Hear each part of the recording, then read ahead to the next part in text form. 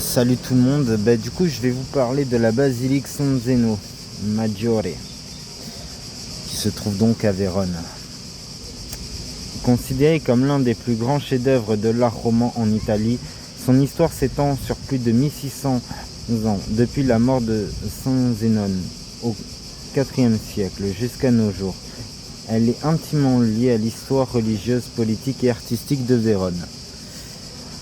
La basilique est dédiée à San Zénon, 8e évêque de Vérone, qui vécut entre 362 et 380 environ, originaire de Mauritanie, dans l'actuelle Afrique du Nord. Il est surnommé l'évêque mort, Maure, bien sûr. C'était un grand prédicateur et un défenseur du christianisme face aux hérésies de son époque. Selon la tradition, il était très proche du peuple. On le représente souvent avec un poisson, symbole de sa passion pour la pêche, mais aussi de sa mission d'homme pêcheur d'âmes. Après sa mort, il fut enterré hors des murs romains de Vérone, dans un ancien cimetière situé près de la Via Gallica. Très vite, sa tombe devint un lieu de pèlerinage. La première église du IVe au VIe siècle. Peu après son décès,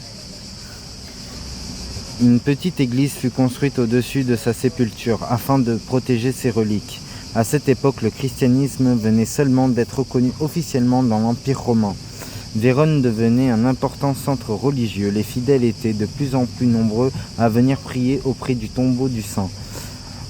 Au VIe siècle, cette première église fut agrandie, preuve que le culte de San Zénon ne cessait de grandir. Vers 805 à 806, le roi Pépin d'Italie, fils de Charlemagne, ordonna la construction d'une basilique beaucoup plus vaste, accompagnée d'un grand monastère bénédictin. La nouvelle église fut consacrée en 806. Les reliques de San Zénon furent transférées dans une crypte en marbre lors d'une grande cérémonie religieuse, réunissant évêques, nobles et habitants de Vérone. Cette abbaye devint rapidement l'un des centres religieux les plus influents du nord de l'Italie. Les invasions hongroises. Au début du Xe siècle, les Hongrois envahirent plusieurs régions d'Italie. Les monastères de San Zeno furent gravement endommagés. Les moines réussirent toutefois à préserver les reliques du saint. Peu après, grâce au soutien de l'empereur Otton Ier, l'ensemble fut reconstruit plus solidement et consacré de nouveau en 967. Le grand chantier roman au XIe et XIIe siècle, la basilique que l'on admire aujourd'hui date principalement de cette période. Les moines bénédictins décidèrent de reconstruire presque entièrement l'édifice dans le nouveau style roman. On réalisa la magnifique façade, la crypte actuelle, les trois nefs, le cloître, le campanile. Mais un événement dramatique interrompit les travaux, le tremblement de terre de 1117. Le 3 janvier 1117, un violent séisme frappa tout le nord de l'Italie. La basilique fut sérieusement endommagée. Une grande partie dut être reconstruite durant les décennies suivantes. Les travaux se poursuivirent jusqu'au XIIIe siècle, donnant au bâtiment son aspect actuel. La façade est l'une des plus célèbres d'Europe. Elle mélange tubes volcaniques clairs, briques rouges, sculptures, marbre. Le grand portail est entouré de sculptures réalisées notamment par le maître Niccolò. Elle raconte des épisodes de l'Ancien Testament, la vie du Christ, des scènes de la vie de San Zénon, des représentations des mois de l'année et des travaux agricoles. Cette décoration servait de bible de pierre pour les fidèles qui ne savaient pas lire. Les portes en bronze, l'un des trésors de San Zénon, et son immense portail recouvert de 48 panneaux de bronze. Je vous montrerai tout ça après. Ils furent réalisés entre le XIe et le XIIIe siècle par plusieurs ateliers. Chaque panneau raconte une scène. Adam et Ève, Noé, Abraham, Moïse, les miracles du Christ, la passion, la résurrection, la vie de San Zeno. C'est l'un des ensembles de sculptures médiévales les plus importants d'Italie. La grande rosace, au centre de la façade, se trouve une immense rosace appelée la roue de la fortune. Elle fut réalisée au XIIIe siècle. Elle représente la roue du destin, les hauts et les bas de la vie humaine. L'idée que seule la foi demeure stable lorsque la fortune change. Elle constitue l'un des symboles de la basilique. L'intérieur surprend par son équilibre. On y trouve 3 grands nefs, des piliers alternant pierre et briques, une charpente en bois apparente, une lumière douce. Le regard est naturellement attiré vers le maître-autel situé au-dessus de la crypte. La crypte est probablement l'endroit le plus émouvant. Elle est soutenue par de nombreuses colonnes. Au centre repose le corps de Saint Zénon, dans une châsse visible à travers une grille. Les pèlerins viennent y prier depuis plus de 1000 ans. La crypte conserve encore aujourd'hui une atmosphère très proche de celle du Moyen-Âge. Le retable de Mantegna. Au XVe siècle, la basilique reçut l'un de ses plus grands trésors artistiques, le célèbre retable de San Zeno, peint par Andrea Mantegna entre 1457 et 1460. Cette œuvre révolutionna la peinture de la Renaissance. On y voit la Vierge, l'enfant Jésus, plusieurs saints, une architecture en perspective parfaite. Pendant les guerres napoléoniennes, le tableau fut emporté à Paris. Après la chute de Napoléon, la partie principale revint à Vérone, mais plusieurs panneaux de la prédelle sont aujourd'hui conservés en France. L'époque napoléonienne. À la fin du XIIIe siècle, Napoléon supprima de nombreux monastères. Les bénédictins durent quitter San Zeno. Une grande partie de l'abbaye fut détruite ou transformée. Les bâtiments monastiques furent vendus ou utilisés à d'autres fins. C'est l'une des périodes les plus difficiles de son histoire. Au XIXe siècle et XXe siècle, plusieurs campagnes de restauration permirent de consolider la basilique, de restaurer le cloître, de préserver les sculptures, de protéger les peintures. Après la Seconde Guerre mondiale, d'importants travaux furent encore entrepris afin de sauvegarder l'ensemble du complexe. La légende de Roméo et Juliette. Une tradition populaire affirme que la crypte de San Zeno est lieu où Roméo et Juliette se seraient mariés dans la célèbre pièce de Shakespeare. Le dramaturge ne nomme jamais explicitement l'église. Cependant, cette tradition est très ancienne à Vérone et de nombreux visiteurs viennent encore aujourd'hui découvrir ce lieu en pensant aux célèbres amants. San Zeno, aujourd'hui, la basilique demeure un lieu de culte actif, un monument majeur du patrimoine italien, l'un des plus beaux exemples d'architecture romane en Europe. L'un des sites les plus visités de Vérone. Elle impressionne autant par son architecture que par les multiples couches de son histoire, depuis les premiers chrétiens jusqu'à la Renaissance et aux restaurations modernes. En résumé, la basilique de San Zeno est bien plus qu'une simple église. C'est un véritable livre d'histoire en pierre. Chaque partie, la crypte, les portes de bronze, la façade sculptée, le cloître et le retable de Mantegna raconte une époque différente de l'histoire religieuse, artistique et politique de Vérone, sur près de 16 siècles. Voilà. Et du coup, je vais vous montrer ça un petit peu. Nous allons un peu voir, vous voyez sa tour, ses 2 tours, son clocher, et sa tour. Et vous allez voir un peu les inscriptions. Avec son cadre juste au-dessus de la porte. Donc on va un peu voir. Je vais essayer de rentrer à l'intérieur, voir comment ça peut être. En tout cas, c'est vraiment beau.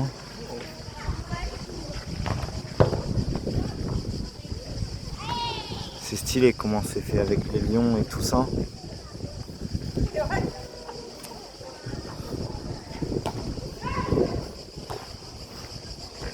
Je sais pas si vous voyez bien avec l'ombre et tout ça.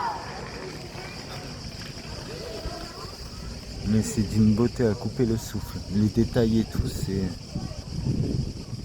abusé.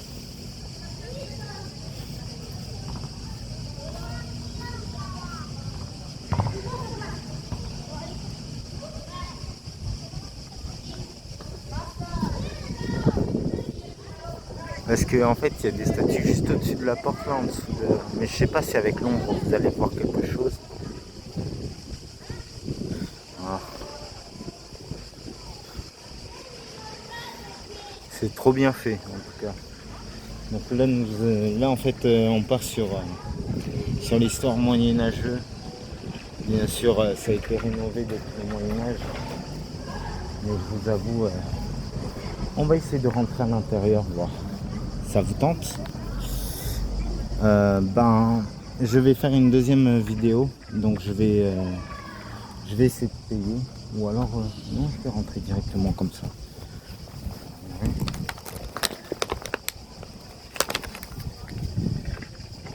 C'est parti.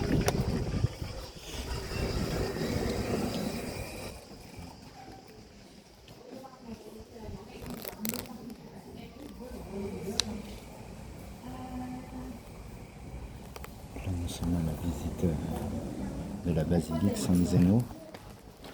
Et nous allons un peu voir. C'est très religieux.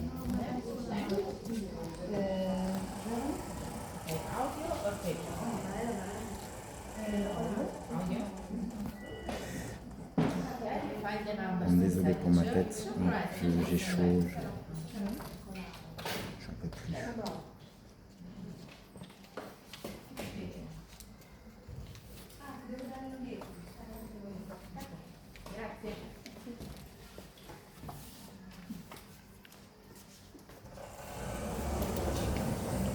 Buongiorno. Solo questa chiesa? Ok. Poi.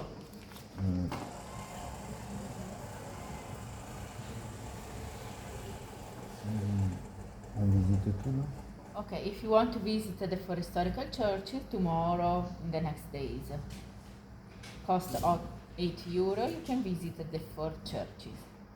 Ok. But tomorrow, because today you can visit only one or two Ok. for the time. 90 jours d'issue. Ils me disent 90 jours d'issue, je prends ça.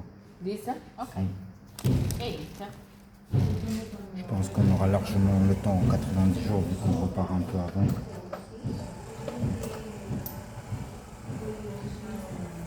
Okay. Vu que c'est 8 €, autant en profiter de prendre tous les lieux. For admission in the other church, Si. the map. Time table. Tomorrow. Mi francese, scusi. Ok, domani il Duomo questo orario. Entre midi et 30 Domani, sì. 17h30. Et ça se trouve... Duomo, this church. Ok. Ok, je vois aussi. There is a funeral in the morning. Ok. Et du coup, j'ai le droit de visiter l'intérieur de l'église plus la cour? Qui, sì. Ok. Paper, audio, papier, audio.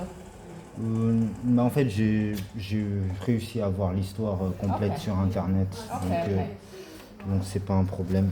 Ok, domani qui, adesso. Domani ici? Domani, allora lo devo scrivere se viene domani. Ici.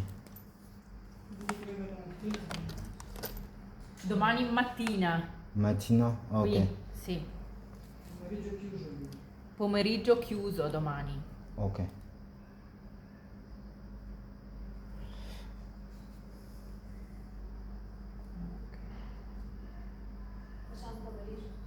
Ok, grazie. Grazie mille.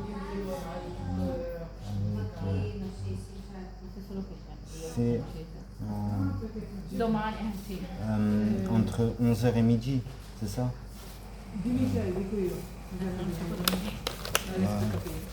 Mi francese, scusi. Parlez-vous le français? Qu'est-ce que vous voulez dire? Je voulais savoir si je dois être ici demain ou dans une autre... Normalement, quand vous achetez les billets, vous pouvez entrer seulement en fois. Une fois, ok. Mais si vous ne finissez pas la visite cet après-midi, vous pouvez venir demain matin. Ok. Demain après-midi, c'est fermé c'est parce fermé. qu'il y a un messe très grand. Ok, très grande messe, d'accord. Ok, pas de souci, Ok. ça marche. Ok, merci beaucoup. Mais je pense la finir la visite, je pense. Nous sommes ici jusqu'à 6h30. Ok, donc ça va. Je vous remercie. Donc c'est parti. Nous allons du coup, visiter totalement le lieu et voir ce qu'il en est.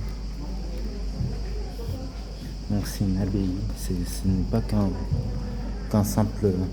simple église, c'est une abbaye, c'est un genre de monastère. Donc voilà en tout, voilà la maquette de l'abbaye.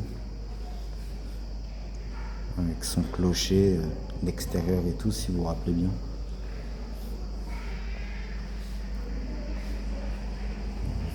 Venez, on continue.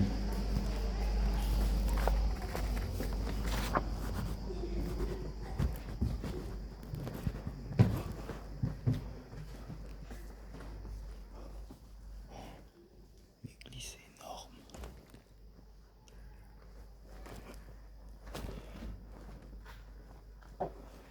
Waouh.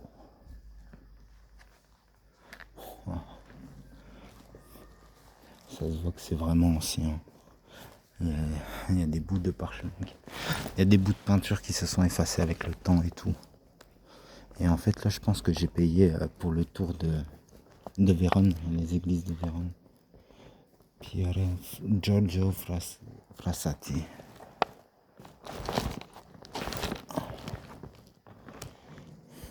Waouh.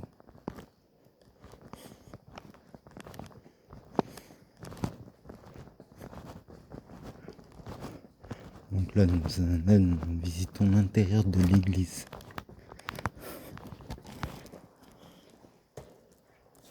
Ah mais du coup...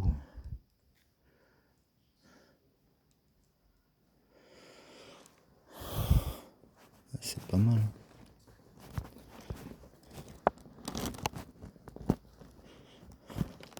À mon avis, c'est là où on se lavait. Enfin, je pense qu'on se mettait de l'eau sur le front, le torse, avec ses doigts.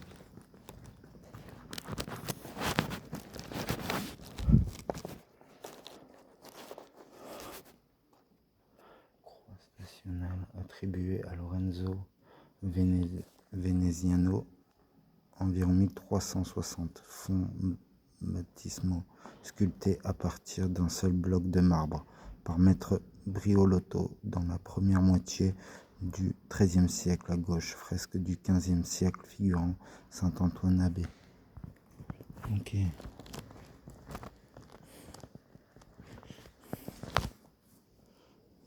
Wow, c'est stylé.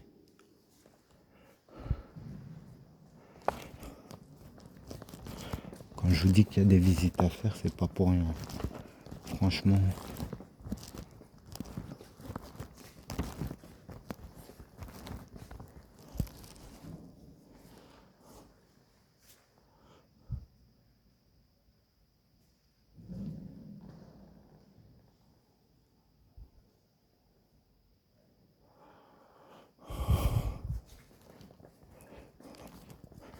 Donc là, je vais faire l'église et je vais refaire une deuxième vidéo ensuite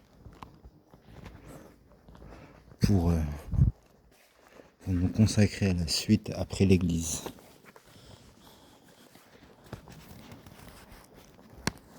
Et ça a l'air d'être très bien conservé pendant 1600 ans quand même. C'est très très bien conservé hein, parce que à mon avis ça les dessins au mur ça doit dater du Moyen-Âge hein, vraiment.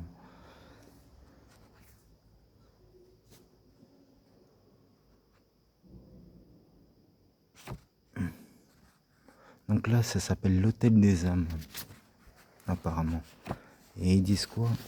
Réadaptation de partie de d'un protyron roman démoli au XIIIe siècle. Les fresques en dessous sont attribuées au premier maître de San Zeno. Première moitié du XIVe siècle, une surface pictée, indice d'un replâtrage successif le long de l'escalier vierge à l'enfant Sainte Catherine et Sainte Lucie, datant de la dernière décennie du XIIIe siècle, suivant une Vierge à l'enfant entre Saint Zénon et Saint Jacques, du second maître Saint Zénon, et une Madone de l'humilité de Martino da Verona, fin du XIVe siècle, début XVe.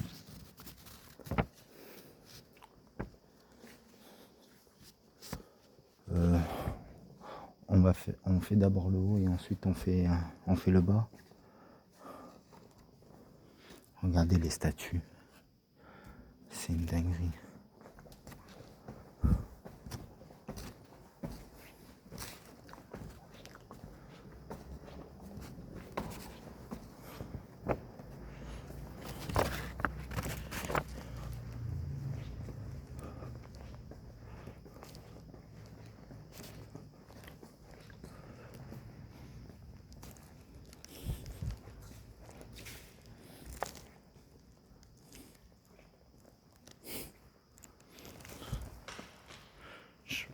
Je pense qu'à mon avis, là on voit clairement un cheveu San Zeno en train de sauver Madone.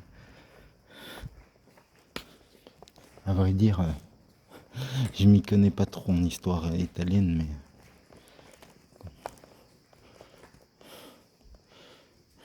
un ancien, je pense que ça c'était comment ça s'appelle, vous savez, les anciens, je sais, c'est pas les pianos, ça s'appelle pas des pianos, j'ai plus le nom en tête, bref, j'ai plus le nom en tête et j'en suis désolé. De toute façon vous allez le savoir, vous aurez sûrement le nom en tête.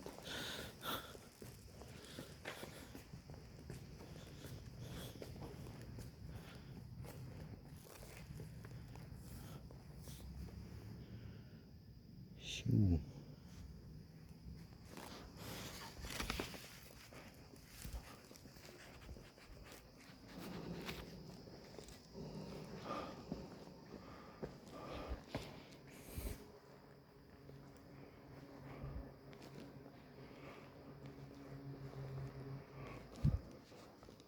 C'est vraiment magnifique, hein. C'est de toute beauté. Je pense qu'il doit être à l'intérieur, le corps doit être à l'intérieur. Le corps du Saint Zeno doit être à l'intérieur. Et pas Zeno de Dragon Ball, hein.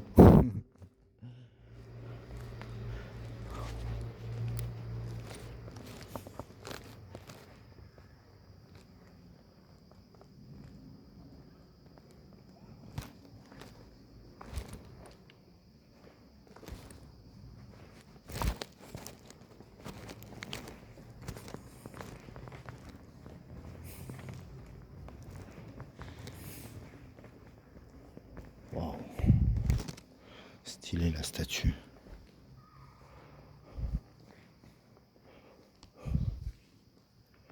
Ouais, franchement, ils sont forts les Italiens. Statue polychrome en marbre de la fin du XIIIe siècle. L'absidiole dans laquelle se trouve la statue est un reste de la basilique carolingienne, à droite de la porte de la sacristie. En haut, un panneau votif avec Saint Zénon qui présente les offrandes à la Mère de Dieu, attribuées au second maître de Saint Zénon. Et dessous, un élément d'une plus ancienne annonciation, première moitié du XIVe siècle. Ok.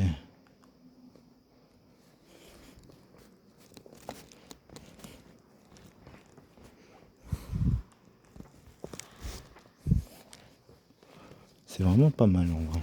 J'aime beaucoup. J'aime beaucoup, beaucoup, beaucoup. En fait, c'est pas question que je suis religieux ou pas, une architecture que j'admire en fait. Les statues ou même les images, les peintures sur les murs et tout, ça date de la Renaissance et du Moyen-Âge et c'est, comment dire, c'est vraiment trop bien détaillé quoi. Ils ont fait des détails de malade.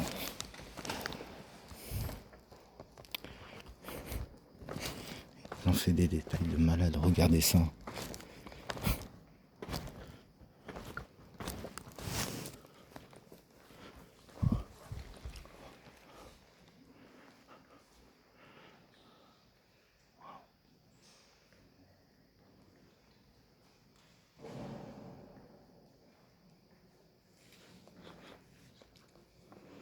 C'est vraiment de toute beauté.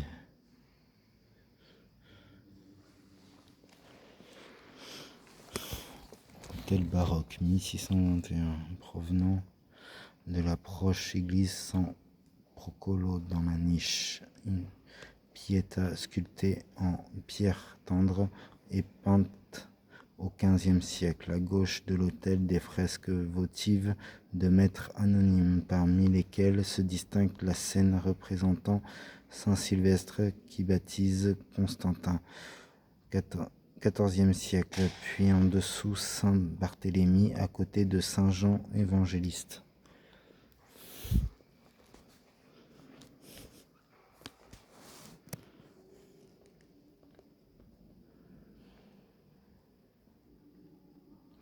Et là, je crois que nous avons tous les saints.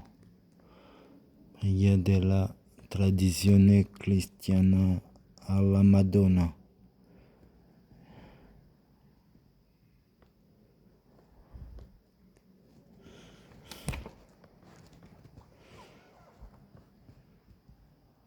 Je crois que là, nous avons tous les noms de Madonna et des saints, en fait, qui sont passés par là.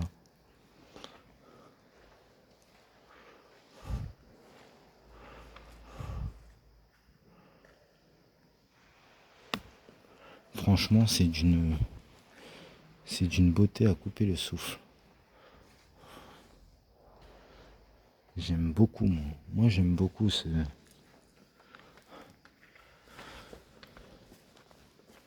Regardez ça. Là, nous allons aller en bas voir. Hein.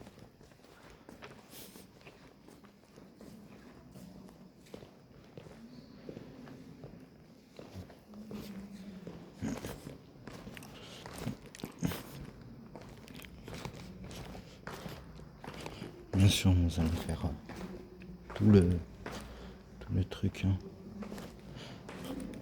Ah non, ça y est. Nous allons arriver devant San Zénon, en fait.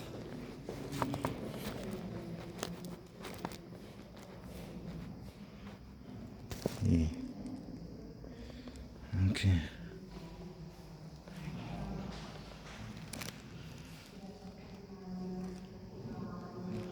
San Zénon, en fait. Ouais. En fait, il est en recouvert de marbre. En vérité. Il est en dessous le...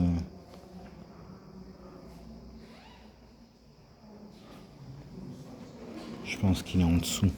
Ouais.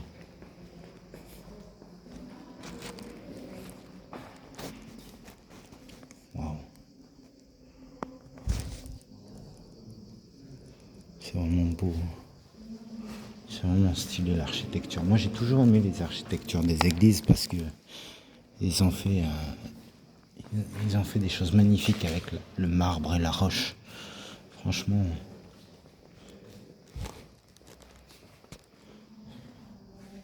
Regardez ça.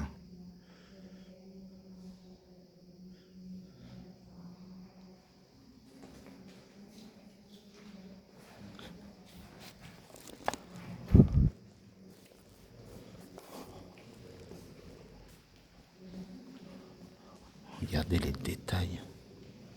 Ça a coupé le souffle, les détails de l'architecture. Ah, voilà.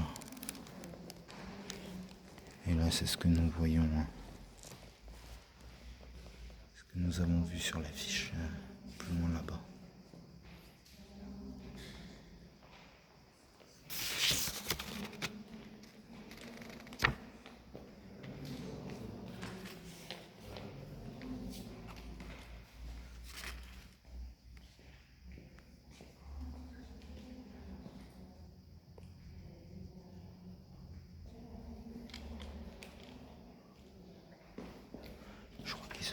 dessous. Hein. Le corso de San Zeno se trouve en dessous.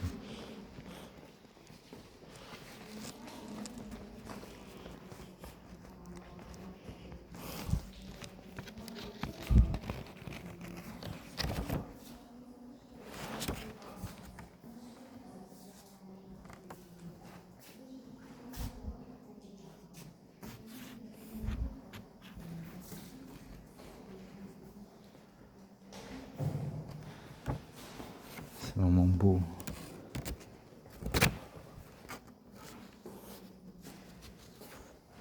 Les détails architecturaux, c'est de l'abus. Les détails architecturaux, c'est vraiment de l'abus.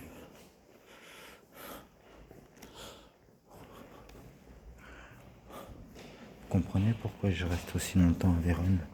C'est parce qu'il y a tellement à faire, tellement à voir. Au début, j'ai fait l'Antiquité et là, je fais les monuments créés au Moyen-Âge.